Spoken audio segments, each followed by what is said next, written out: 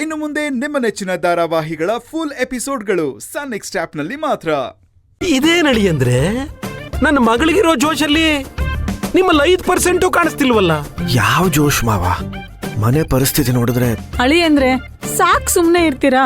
ನಿಮಗೆ ಮನೆ ಮೇಲಿರೋ ಜವಾಬ್ದಾರಿ, ಸಾಮಾಜಿಕ ಕಳಕಳಿ ನಾನೆಲ್ಲ ತುಂಬಾ ನೋಡ್ಬಿಟ್ಟಿದೀನಿ. ಆದ್ರೆ ಅಳಿ ಅಂದ್ರೆ ನಮ್ಮ ಮಗಳು ವಯಸ್ಸು ಕರಗ್ತಾ ಇದೆ, ನಮ್ಮ ಆಸೆ ಒಣಗ್ತಾ ಇದೆ. ನೀವ್ ಹೀಗೆ ಕತೆ ಹೊಡ್ಕೊಂಡು ಓಡಾಡೋದ್ ಬಿಟ್ಟು ಆದಷ್ಟು ಬೇಗ ನಾವು ಟೈಮ್ ಪಾಸ್ ಮಾಡಕ್ಕೆ ಒಂದ್ ಒಳ್ಳೆ ಅತಿಥಿ ಕೊಟ್ಬಿಡಿ.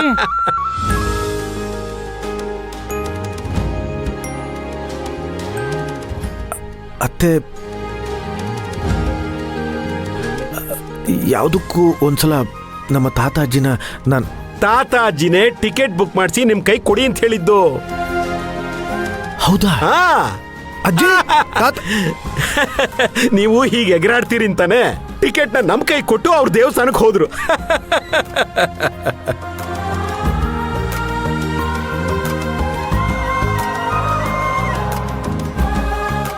ಅಳಿ ಅಂದ್ರೆ ನೀವ್ ಈ ಕಣ್ಣು ಬಾಯಿ ಬಿಟ್ಕೊಂಡು ನಿಂತ್ಕೋಬೇಡಿ. ಬೇಗ ಹೋಗಿ ಬಟ್ಟೆ ಪ್ಯಾಕ್ ಮಾಡ್ಕೊಳ್ಳಿ.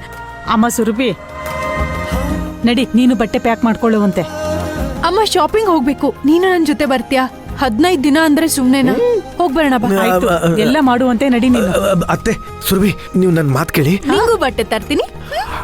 ಅಲ್ಲ ಸುರಭಿ ನೋಡಿ ಅಳಿ ಅಂದ್ರೆ ನಿಮ್ ಮಾತೆಲ್ಲ ಕೇಳಕ್ ಆಗಲ್ಲ ಇವಾಗ. ಸುಮ್ನೆ ಇರಿ ನೀವು. ಅತ್ತೆ ಅಲ್ಲ ಮಾವ, ಒಂದ್ ನಿಮಿಷ ಹೇಳಿ ಇದ್ರೆ ಯಾರು ಇದಕ್ಕಿದ್ದಾಗ ಫೋನ್ ಮಾಡ್ಬಿಟ್ಟಿದ್ದಾರೆ. ಹಲೋ, ಹಾ ಹ್ಞೂ ನಾನೇನಯ್ಯ, ನಾನೇ ಮಾತಾಡ್ತಿರೋದು. 15 ದಿನ ತುಂಬಾ ಜಾಸ್ತಿ ಆಯ್ತು ಮಾವ. ಇಲ್ಲಿ ತಾತನ ಪರಿಸ್ಥಿತಿ. ಮಾವ ಮಾವ